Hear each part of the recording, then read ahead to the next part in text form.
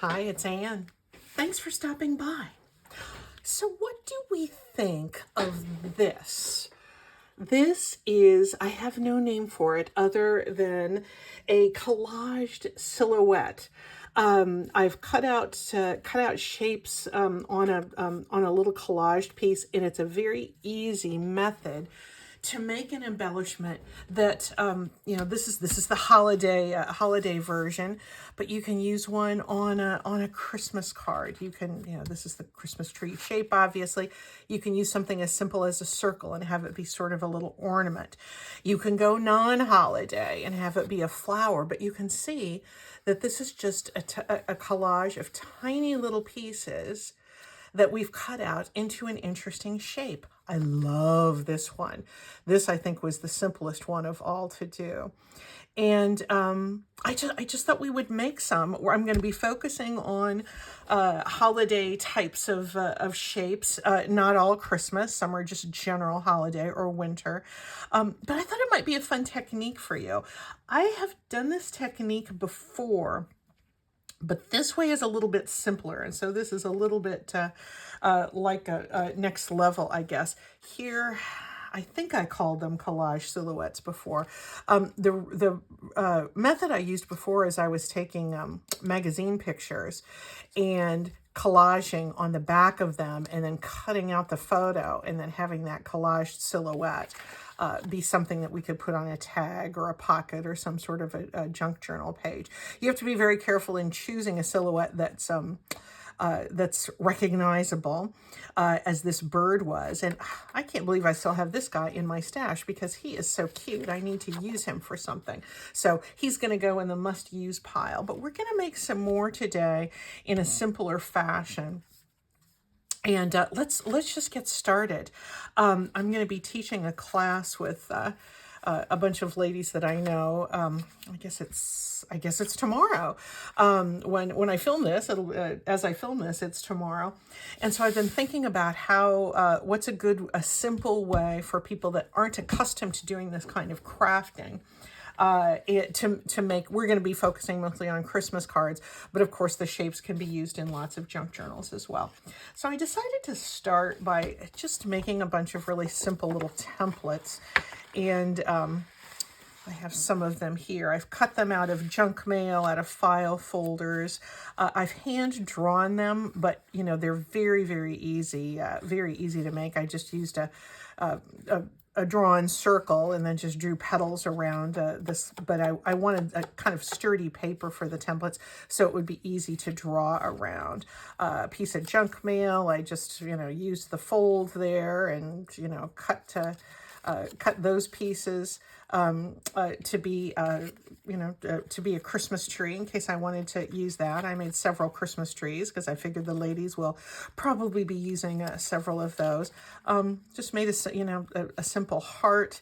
Again, fold that junk mail in half, and the heart that you've been making since you were a little kid. This is, oh yeah, and this mitten I thought was cute. You can download shapes like this, but these mitten shapes, I did a mitten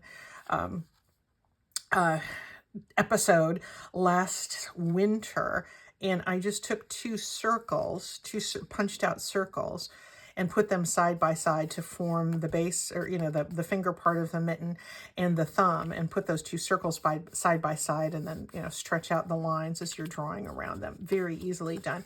Anyway, these are all little templates that I have sized to fit on a greeting card, and as it happens, that's also going to be great for a junk journal as well. So we'll choose a couple of these to do here together. The next piece that you want to have handy, and do I have it here? I don't think I pulled the right envelope out. There's some little collage bases. Oh, here they are. Yeah, recycling envelopes this is such pretty gold paper on this old Christmas card. I'm probably going to be harvesting that to use for some of the collage. But these are just pieces of thin copy paper that I'm going to be using, and we're going to be doing our collaging on this thin paper. And then I have all kinds just of little scraps. I have more over here. It's handy for me to do these, just tearing any kind of paper, but again, a paper that's sort of on the thin side, because you don't want your thick cardstock as part of your, the little segments of your collage. Tearing these thin papers into strips, and then I'll just, rip them off into, into little bits like this as I'm doing the collage. I'm going to be using a lot of little bits at first, but then we're going to be doing a couple where we use, bigger bits so that it'll go a lot faster. So let's just get started. To fit on a standard size greeting card, and this is the greeting card it's going to be eventually. This is just an 8.5 by 11 piece of cardstock that I scored at 4 1/4 and then cut into 2 pieces. So we're 5.5 by, what this is, 4 1/4 by 5.5, and that just fits in that's just a standard size greeting card for the kinds of card that I make. This piece, this is what I'm calling a collage base. This piece is 3 3/4 by 5. Let me see if I'm in shot there. Yes, 3 3/4 by 5. You can make these any size you want, but that's just for purposes of the class that I'm teaching. That's just what I'm going to use. What kind should we use? And I've cut all of these templates so that they will fit in that space, because that's going to be nice mounted on the cards. Be fun to do a heart. But I think I'm going to do another tree. I'm really enjoying the way the trees look here. So let me set these templates aside and put them back in the ever so fancy template official storage container there. So here's my thin piece of paper, and I'm just going to draw around here. Nothing special around that or about that. And you don't have to worry about getting everything precise, because this is going to be the back side of our little finished piece of artwork.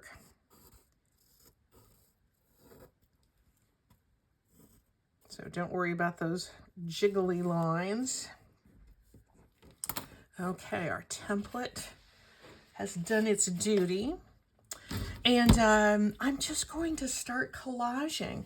I want to make certain that I have plenty of green here. I have a fair amount of little painted papers and things like that. I've got music pages. I tried to vary the type size for any of the book page that I use. I try to vary. I have some of these pages that have really, really small type, and I love to use those in collage because they just give a nice contrast. So I'm just going to tear myself a few strips here, and then we can just kind of catch up. It's been a few days since I've filmed. I knew I was going to be so busy this past week. I kind of filmed ahead on my last couple of videos, so I'll fill you in on all the excitement here at the Shea Kenlin. Here we go. And all I'm really going to do here, you make a mess collaging. One does. I do. I make a mess collaging because I have all of these little bits. I'll try to keep my work surface not too chaotic, but I make no promises. I want to make certain that there's plenty of red in these painted papers that I've done here. This is just book page. I put down gesso. I smeared a bunch of acrylic paint, and I spattered it with black. Spattering makes such a wonderful addition to any kind of papercraft, I think. And if you do spattering, I had a viewer ask about this the other day. She said she spattered something after my instructions to do so. She said it made a terrible mess. It could be that she had not diluted her black paint. If you use black acrylic paint to spatter, make certain you put a few drops of water in that and mix it up so that you don't have a really thick consistency, because you want it a little bit thinner to get those finer dots. Anyway, back to this. Let's just get started. I want to have a fair amount of green, and I have that piece here. Do I have a piece of map? Yeah, I'm thinking maps look so nice in collage. Little bits of that. I think this is the the shoreline of New York City, the river's edge. Yeah, let's just get to gluing. I keep a little page here to glue on, but when these pieces get really small, I mean, I'm going to have some pieces that are going to be, the size of a cornflake almost. I tend to just rub them on top of my glue stick. I'm using Yoo-Hoo today. I do have Yoo-Hoo in my stash. Derice has been my glue of choice recently, but Yoo-Hoo happens to be what I recently just pulled out of the stash. So, I can glue it traditionally here on some sort of a paper surface, or I can just put my piece on top of the glue stick. I almost did this wrong, and this is a cautionary tale for you. When you begin to glue your pieces down, you have your silhouette marked here on your thin piece of paper. You flip it over, and you actually do your collaging on the other side. I have started to do it wrong any number of times. And what we're going to do is we're going to know generally, we're going to collage across most of this piece. But we're going to hold it up to the light occasionally just to make certain that we have that we've covered all of the edges, because that we're going to later be going and cutting out our shape around the lines that we've marked on this piece. But we actually collage on the back because we want to leave these those lines exposed. Since I'm doing a tree trunk, let me look for a little piece of brown, which I think I have here. Yeah, I'll use just this little piece of paper because I do like to have the trunk be a little bit brown. Oh, here's a dark piece. And I will, yeah, there's my tree trunk. So I will put my, sort of rub my collage piece on top here, and I can go back in with glue and put this down. That should catch most of that tree chunk. And I very frequently pick this up, and I can look through, hold it up to the light, and see if I've covered that part of the image, and I have there. So you're going to see me picking this up a lot. All right, let me just do lots of collaging here. This nice thin paper works so nice for this purpose. Anyway, yeah, so since last we talked, I've had my neighborhood craft fair that was at a local community center here. That was on Saturday. It went really well. It was just a one-day bazaar. Lasted from 10 to 3. I wished it would have lasted another hour because I was having so much fun. I sold a lot of books. I really did sell a lot of journals. People were holding on to their wallets pretty carefully. I think we all are these days. I know I am. I mean, it's, without going into detail, we all know we're going through a really tough time here in the U.S. But anyway, people were out enjoying, I'm turning this around just because I can see my text through there, and I wanted to have it not be upside down, the text showing through that painted paper. But people were still out having a good time. They were, you know, they were buying gifts, they were looking, they were enjoying crafts, and I was delighted with what I was able to sell. But I was even more delighted that that I was having such a fun time talking to people about junk journals, because that's what I love the most about that kind of event. I think that's why I've just really chosen not to sell on Etsy, and that doesn't mean I won't in the future. I mean, you know, you never say never.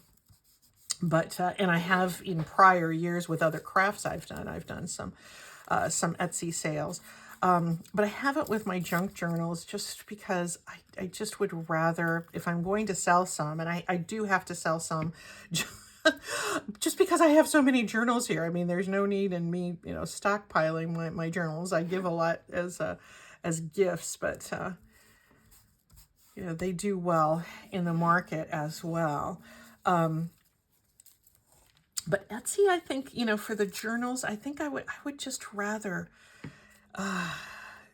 you know, I'd rather talk one-on-one with people. That just is more fun for me. Anyway, I had a super good time. So many people just don't know about junk journals, you know? Isn't that surprising? You probably find that to be true too if you're talking to people about this hobby that you have, or maybe you're just learning about it. And you tell people, you know, you're making books out of things that would otherwise be thrown away. And they go, what? But honestly, though, aren't they delighted? They generally are so delighted. And what, you know, what's not to love?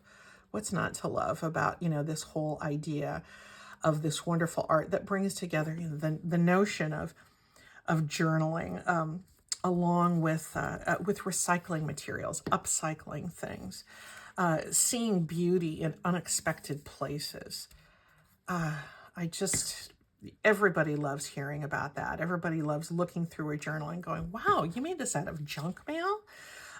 This is, you know, something that's made out of an old manila folder and an old sewing pattern and ledger paper and an outdated textbook. You know, it really is an amazing thing. And I think we should, no matter how we share our journals, whether we use them for ourselves, whether we give them away, whether we market them in some way, it's just worth really marveling, I think, at how cool this craft is. And it's always fun for me to, you know, just to have that exposure to people, you know, just to have, you know, I ran into a lot of friends and neighbors who have heard me talk about junk journaling, and maybe even seen the channel, but haven't been down in my craft room to see what's really going on. So anyway, it was a fun day, and I enjoyed that a lot. What else has been going on? You know, just the usual things, lots of volunteer stuff, and we had the nonprofit that Dan and I spend a lot of time with. We had our big harvest festival, harvest luncheon the other day. I can't remember if I've filmed since we did that or not, but that was just a lot of fun. A lot of fun to eat a lot of soups, and I think I did film since we had the last one. I think I told you we blew a circuit. We had a lot of crock pots going, but we got it fixed, and everybody had a lovely time. There we go.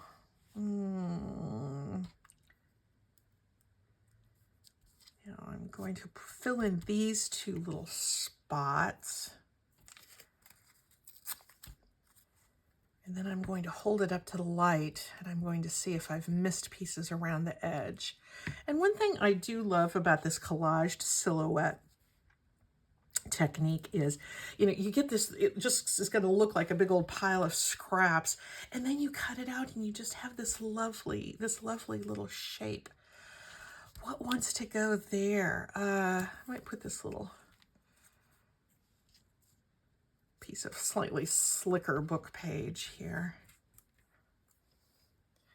The reason I say collage is so messy is, you know, it is all of the little bits everywhere. And I find after I finish a project, I do have to just bite the bullet and just throw a lot of things away because, you know, there might be some sort of piece that's, oh, you know, that is really prized that I just, you know, can't bear to throw away. But there's generally always more where that came from. All right, here's our mess. I'm going to now turn it over, and you can't see me off camera holding this up to the light, but I am going to fill in a couple of pieces here because I can tell, looking on this side and holding it to the light, I can see where I have some blank or uncovered spots. I can also see where I have a couple little sticky uppy parts, little end flaps. And this is one of those spots, I think. Is that what I just said? Yes, right there. I think this class will be fun, though. And I think this particular technique is something that's going to lend itself really nicely to Christmas cards or birthday cards. You know, this little one that when I was practicing with that flower, pardon my reach here. Yeah, this one. You know, this I think would be beautiful for a fall birthday. But you know, you can see this kind of collage thing. I just used a different color scheme here for, you know, for this. So anyway, handy for cards. I am wondering, I mean, this sounds like heresy to say, but I am wondering if card making is maybe, I hate to say it's past its prime. Has it peaked? I don't know. I was a very avid card maker for many, many years. And obviously I still do make cards. But last year I was at the same craft show, and I took a lot of cards, excuse me, and people would come by, and I sold a fair amount of them, but many people came by and kind of said, oh, those cards are so pretty, but I just don't send Christmas cards anymore. I don't get Christmas cards anymore. You know, nobody sends them to me. I don't send them to anybody else. My Christmas card life, a holiday greeting card life is sort of over. And I remember last year being really surprised by that, but I kind of started thinking about it. You know, postage is so darn expensive. The cards themselves, you know, if you go to purchase them, they're quite expensive. So I can kind of see how, you know, maybe, you know, when people just email and text all the time, you know, maybe greeting cards have peaked. You know, I don't know. I'm almost, and I know I keep picking this up and taking it away. What I'm doing is holding it up to the light. I've almost filled everything in. Let's use this last little bit. So, you know, cultures change, customs change. You know, I love getting Christmas cards. I like sending Christmas cards. But to be honest, I don't send as many as I used to either. So anyway, that's one reason this year for the craft show, I just kind of focused on the journals a little bit more. And I did take some cards, and I sold them all, but you know, people weren't buying or needing, you know, the packs of 10 cards anymore. What about you? Do you make cards? I think that this is a good technique if you're maybe just going to make a few, you know, maybe to send to those real, you know, super special people. I think this is a really good technique for doing that. But, you know, you might not need as many as you used to. I don't. I am going to be using this technique for the cards that I do send. And I like that they have the kind of junk journal flair, you know, with the scrap paper. And you know, the recycled things, the jumble of things brought together in a beautiful way that reflects the way that I craft these days, as opposed to, you know, maybe 10 years ago when I was, you know, crafting really pristine, more traditional looking cards. Anyway, let's cut this little guy out and we will get the full benefit of the collaged silhouette.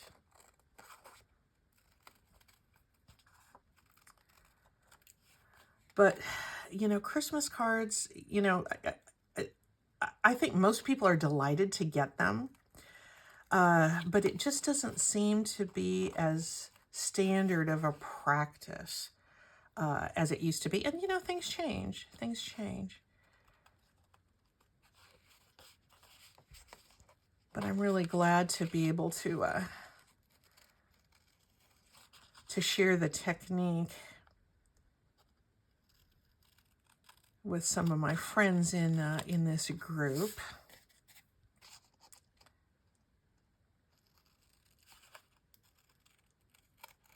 Because this could be, you know, something, maybe a little topper that they put on, you know, on a little notebook in their own, you know, for their own purposes. Many, many different ways that you can use little embellishments that you make using this collaged silhouette. And don't be shy about just drawing your own templates. You know, that's what I did, and I'm not an artist. You know, particularly if you want something symmetrical, just, you know, fold your paper in half and sketch something out and keep cutting until you get it right. Until you get it in a way that looks good to you. I shouldn't even say get it right, because there's no right or wrong. All right, here's the big reveal. Oh. Doesn't that look darling? It really does. It really does. Oh, I love it. And I think it's going to look even snazzier if I ink the edges. So let me pull out a little scorched timber. Oh, and my glue, because I'm more little bits coming up. Here we go.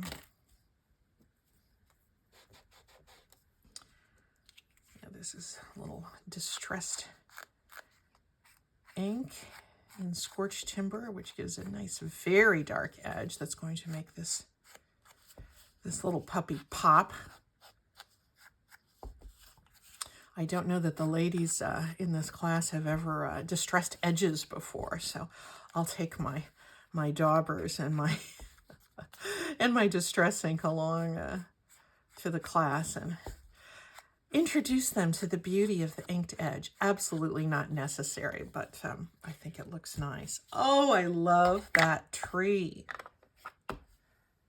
What do you think if we take a piece of, this is just cardstock, black cardstock that I've spattered some white, diluted white gesso on. Yeah. That looks so nice for a tag, but maybe I should. You know what? We're talking about cards. I'm going to go ahead and show you how we're going to put cards together for this class. Here's another look on a book page. Again, it'd be great, great, great for a junk journal. But what I'm going to do for this class, once we've done our little collaged shapes, I've made another set of papers called Collage Backgrounds. And I might pull out some different colors for that. There's a collage background. And then I have another set of paper that just is slightly larger that I'm calling second layers. And these are 4 inches by 5 1/4. So that's going to layer on like that. I could always just put it on like that and not use the white background, but now I don't really like that contrast. with this busy background. Maybe this kind of craft color would be better. Oh yeah, I like that. Good. So this one is slightly larger and gives us a little more breathing room. Some of the other shapes might be better. This is the 3 3/4 by 5, but since that tree is almost edge to edge that way, it's crowding that space a little bit. I think I'm happy with this. Yeah, I like that. I'm going to go ahead and glue that down, and then we'll put it on a card base. And I'm taking the envelopes and all of those things because I have a very nice stockpile of those things, and I'm happy that some of these ladies can use this. I could put a little bit of bling on this. That'd be nice for a card, maybe a few little jewels, but let me get it on the card base first. And I just had one out. Worried a little bit about my inky fingers, but I shall try as that can mount. What about if I round the corners? What about that? Do I have my corner rounder handy? Yeah, no, I don't know exactly where that is, so maybe that's not going to happen. Although it should. Well, I don't see my corner rounder. Maybe I took it across the room, but I'm going to ink this little layered piece. And then maybe we'll do one more. Maybe, why don't we do another one, but we'll do one with bigger collage pieces. So if you don't feel like being really fiddly with all of those little pieces, you can still get a really great effect. I'm going to use my art glitter glue to glue this card front onto the card base. There we go.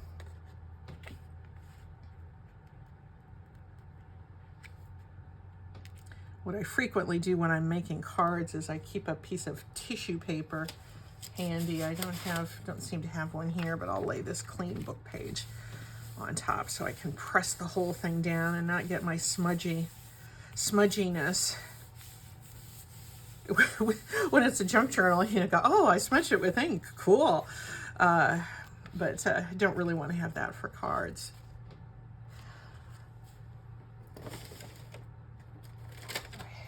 I hadn't really planned on putting any bling on there, but I think I kind of like that for a card. Maybe I'll go ahead and do that. This was just in a drawer on my desk. And maybe we'll just get it blinged up a little bit. You don't want so much that you need extra postage. Or if you do, at least you want to be aware of that. And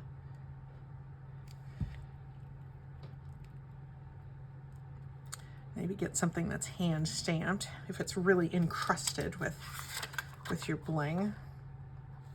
I wish I had different sizes of these, but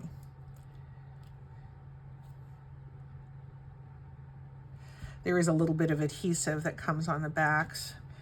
Of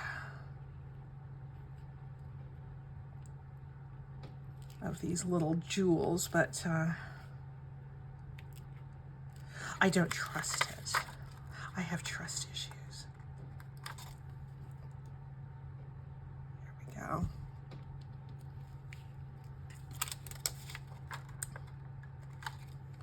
Put one in the middle.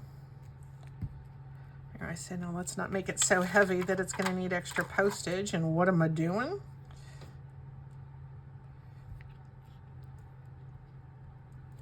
There we go. Oh, doesn't that look cute?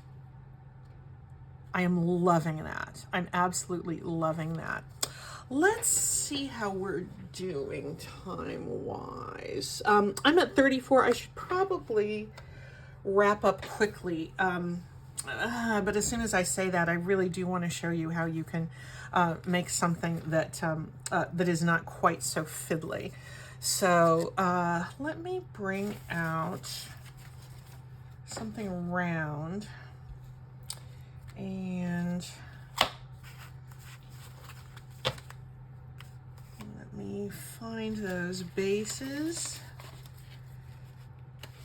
There's a base, but I need the thin paper one. I told you this is a mess. I have quite a mess going on over here. There's also something round. I can't find my other thin paper, so I'm going to just use this little piece of book page. And here's a canning jar lid.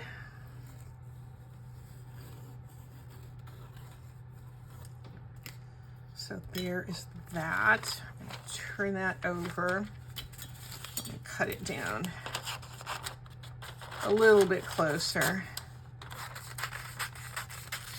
to size so I don't have too much waste trying to guess where the circle is. And I'll turn that over. Now we're going to take some just larger pieces, and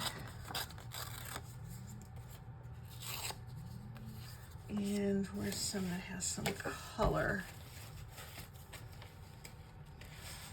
There's another one of these.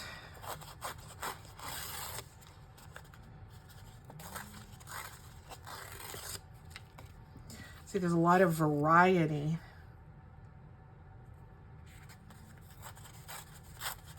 Visually, just in this one big piece. So I'm just going to glue that down willy-nilly.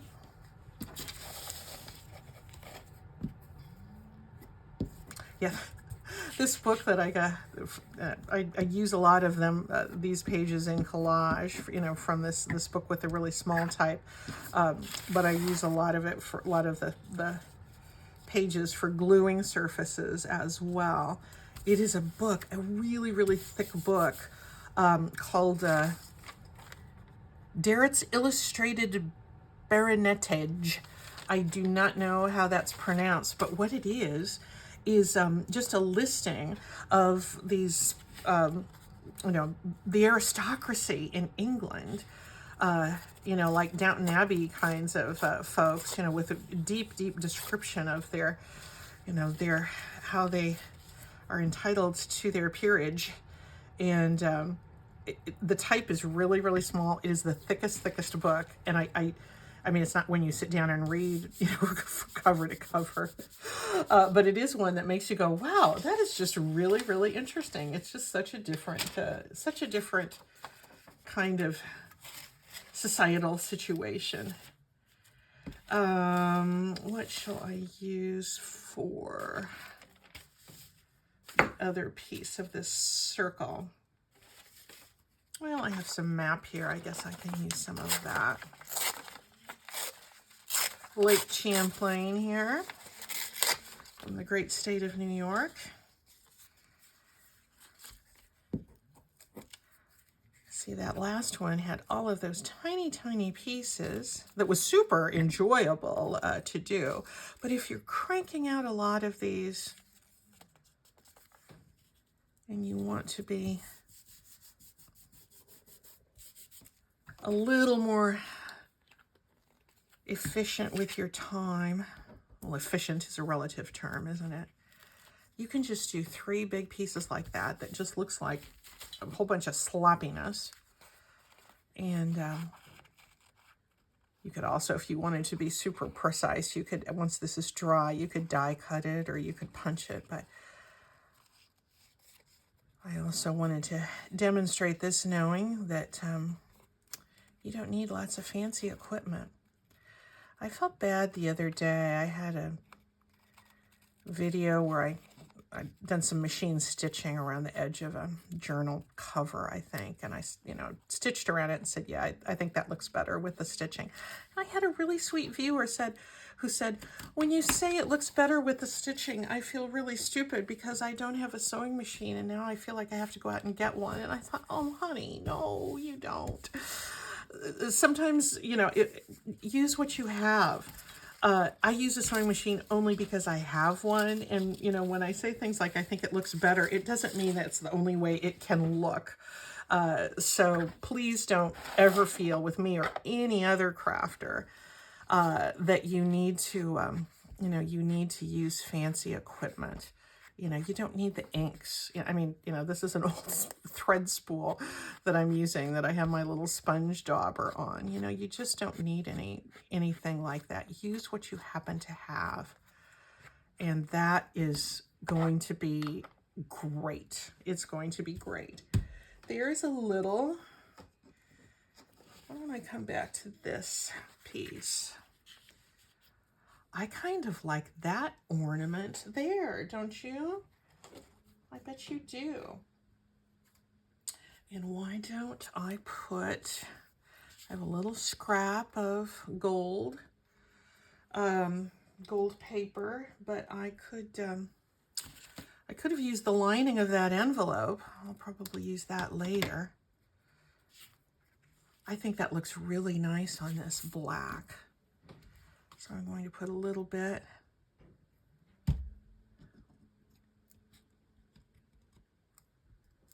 of glue there and just make a little topper for that ornament. And let's see, I happen to have this. I could use a piece of twine like I used on that other card, but I think I'm going to be using this for a journal card. So I think that heavy twine is not what I want to use. I think I'm just going to use this. Where am I? Glue this in place.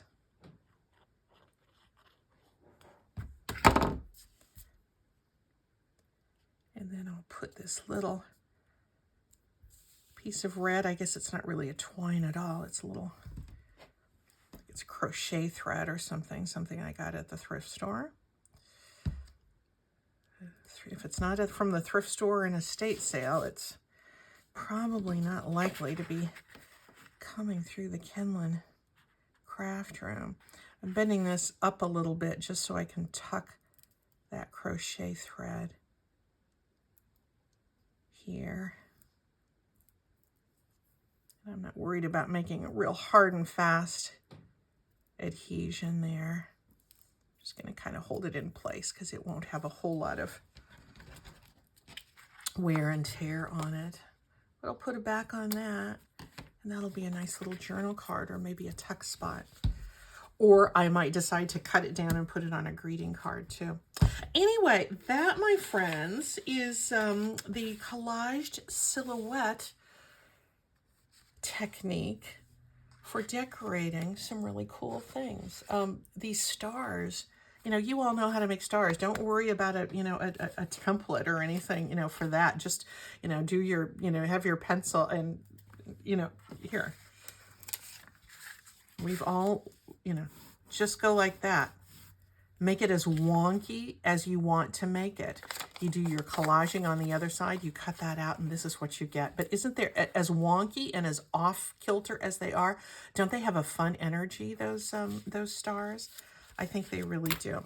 So whether you're making greeting cards or tags or things for your junk journals, I think you're going to have fun with this. Use, you know, any kind of shape that works great for you. I'm going to do some hearts as well. But there's a fun holiday flair that you can have with these. So we will talk to you soon. Bye-bye.